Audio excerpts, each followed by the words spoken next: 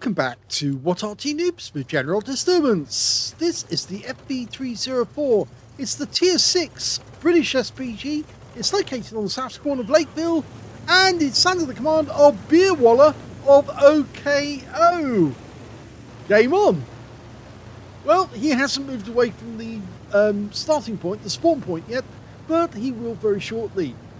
We didn't get to see his equipment, but I'm pretty sure he has got either vents or a he's giving him a friendly nudge.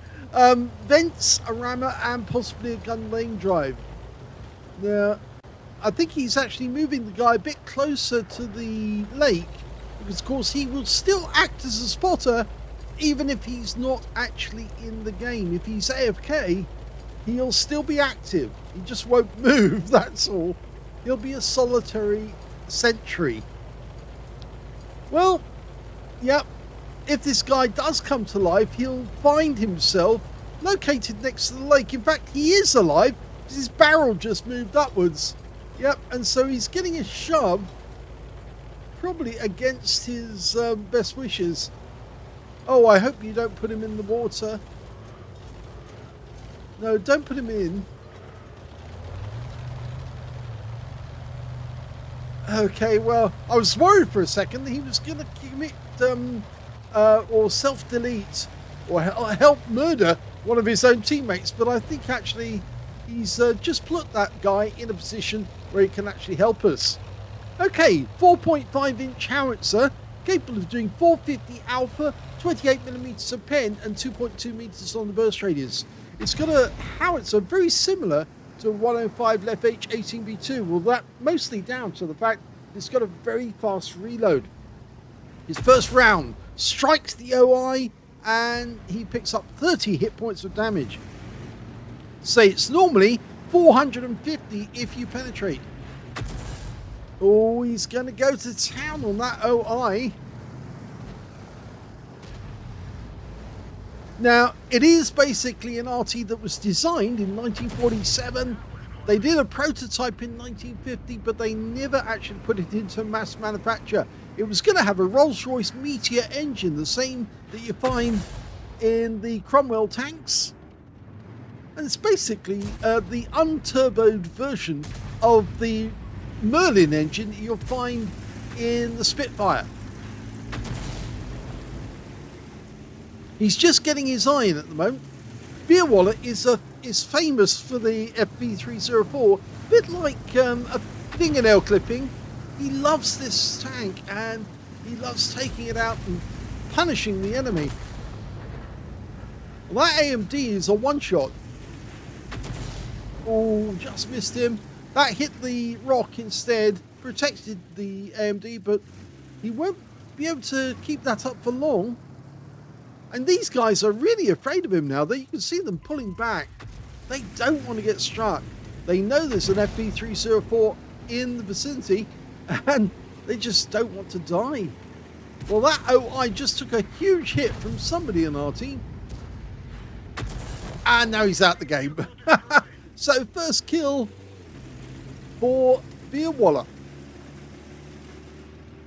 It won't be his last. I can promise you that. Because he does another one straight away. Yes, he gets a KV2 as his next victim. He's still waiting, trying to get that AMD. And there he is. Now, it's a very difficult aim to actually get the shell, but look at that center dot. It's actually on the turret of the AMD. There we go. And when it was actually on the rock, that's where the shell would actually land. But if he just needs to adjust that just slightly, and he should be able to get it over. No, not yet. You need to put the dot a little further back on his turret, and that should do the trick. There you go. He didn't actually move it back, but he still got the kill.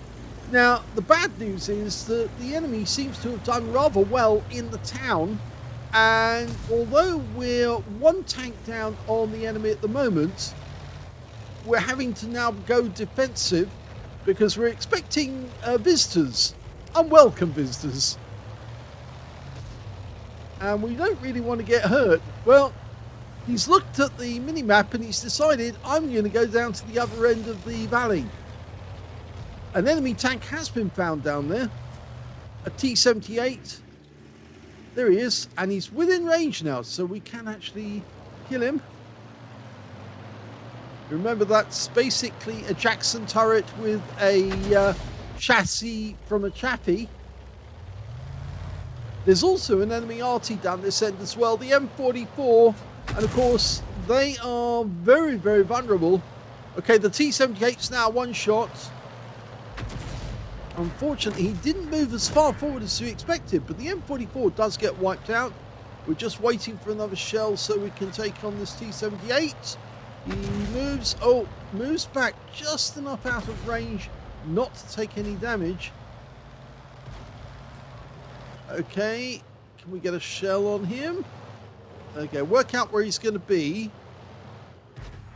And he actually gets wiped out. Now, the enemy is getting very close to our cap now, so the question is, if we fire from here, we're probably not going to hit those enemies because the rock's going to be in the way. Even if we move right over to the right, it's still going to be very difficult to get it over the rock. No, you can't go up there. You can use it for a boost as you go round. That T-52 is going to be using the lake road to cover himself.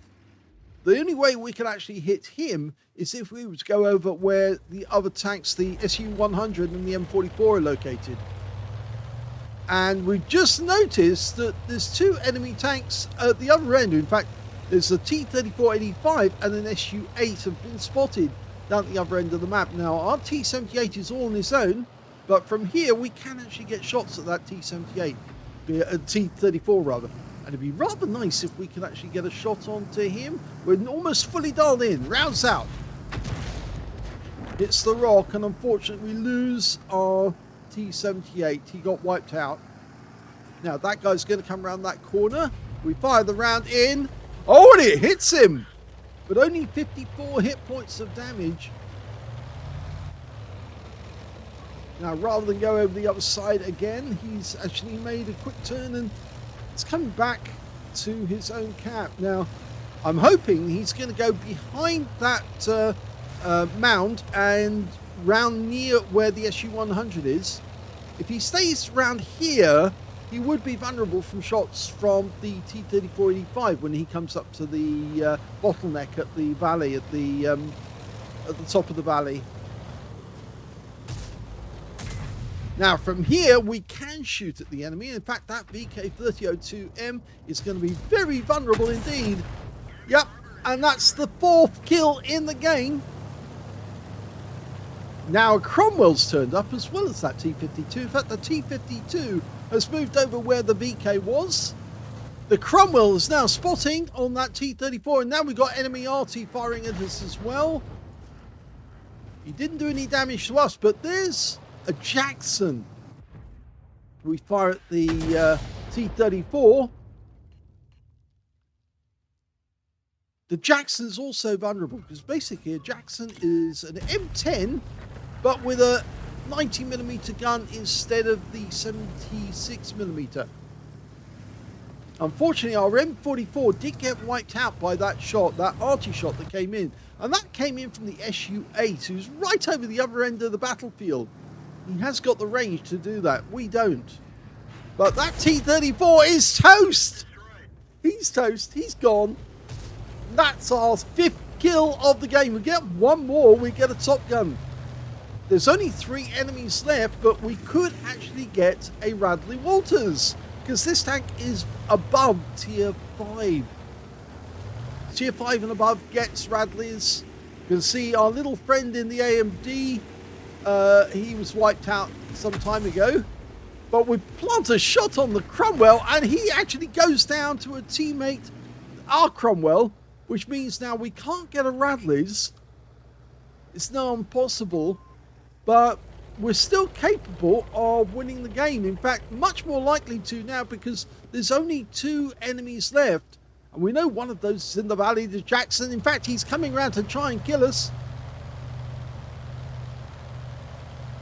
Now, he's got a 90mm gun, so we really do need to get away from him because he could really seriously damage us, and we don't have the ability to take him out with one shot, because remember, 450 alpha and he's got 525 hit points. So yes, he is capable of killing us. In fact, we now know where the SU8 is. He's actually not that far away. And the Jackson, well, he's now fighting it out with the Cromwell. Can we get a shot on the Jackson? Unfortunately, he takes out the Cromwell, but we take him out. And he penetrated, I'm pretty sure he penetrated the Jackson's hull, which of course is pure Wolverine. Now, the SU8 was in the town. At least that's where I saw him. And now it's Arty versus Arty. The Soviet Tier 6, the SU8 versus the British FV304. This is the fastest Arty in the game. And he's managed to maneuver it along the lake road without running into any of the enemy tanks or the wrecks. I'm pretty sure the SU8 was actually in the centre of the town, not anywhere else. So I think he was actually fairly close to us when we were at the other side of the lake road. Now he's expecting that SU8 to come looking for us. Oh, now that's interesting. He went into the cap at our end, so he was close, but we got in there first, and he now realizes that he cannot cap out and win. We would cap out before he did, and he wouldn't be able to claim a draw just by being close. So he's going to have to come down over the valley or the lake road. And in the meantime, Beerwalla's going to find a position where he can take them out. Now, seeing as there's 3 minutes left, we could reset the cap and we could still win the game. The question is the SU8 going to come down this side or go down the other side? But he's going to have to do it very soon, because we've still got 40 seconds from now and we win the game. And in fact, he did go the other way. He came the lake road. We just spotted him, and he knows that we've spotted him.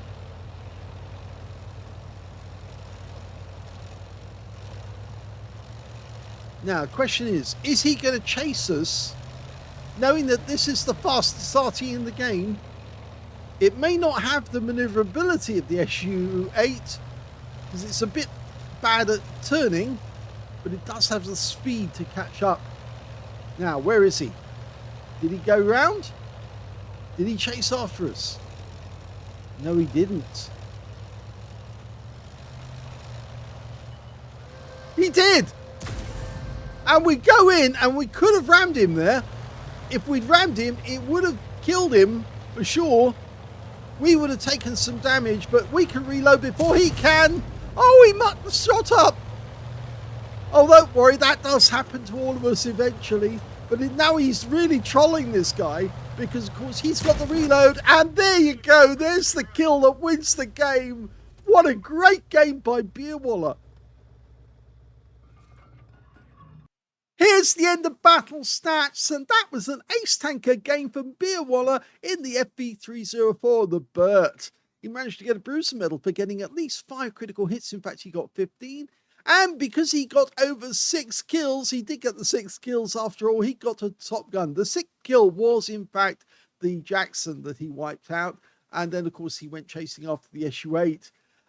So, very well done on that. We don't have the Win8, unfortunately, because this is on the What Replays site, which we don't encourage people to use anymore because it's been totally hacked. And it could actually be quite dangerous to put your replays on there. I know some people can only put their replays on there, at least they suggest they can. But we much prefer to use the Salty Jedi site or any of the other ones like What Record, which will safely hold the replays and give us the Win8 reading.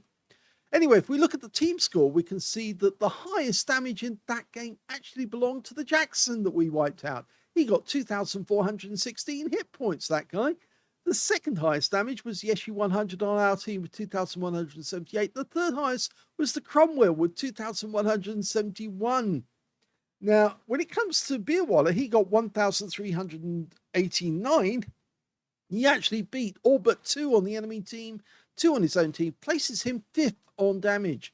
But when it came to kills, he was number 1. He got 7 kills. 4 kills went to the Cromwell on the team, and 3 kills went to the T78 and the M36 Jackson on the enemy team. And when it came to base XP, it was the Cromwell, unfortunately. Yeah, well, he did spotting for us as well as getting good results.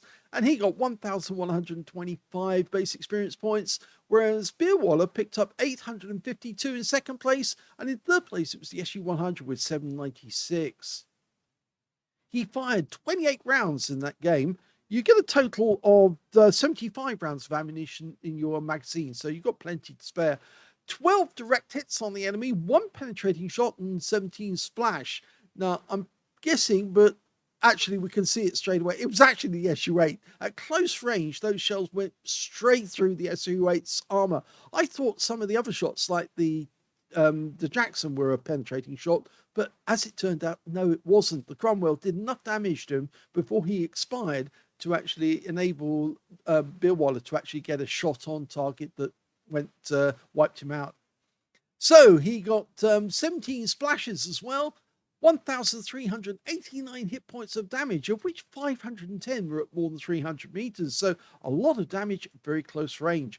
9 enemy vehicles were damaged, 7 kills, so couldn't get a Confederate out of this game.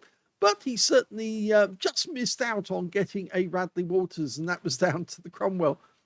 On a premium count, he actually earned 105,744 credits from that one. And he also picked up 2,556 experience points out of it as well. And the battle lasted, 13 minutes, 27 seconds technically.